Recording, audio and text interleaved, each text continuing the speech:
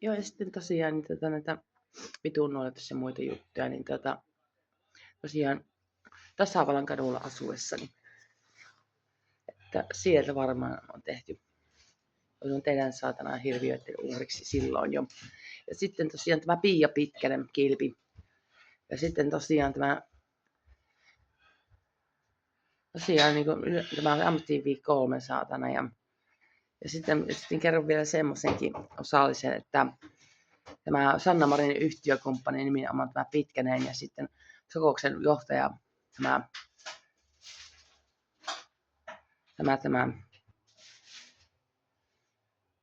Anu ja sitten Pennasia ovat ja Finaviallakin tämä Pennanen, niin en tiedä kuinka monta olette siellä saatana vartijakopista raiskauttaneet ja te ollen, niin kuin, että näytelkää vaan niitä videofilmejä, mitä rahoja ette tule saamaan tai tekijäoikeuksia minulta. Mutta olen kuvauttanut kaiken vittu, monen eri paikkaan ne kohteet, aivan vittu varmasti, myös Tasavallankadun kuvautin aikoinaan ja sitten Merimieskin, joka siitä muutenkin ihmiskauppa.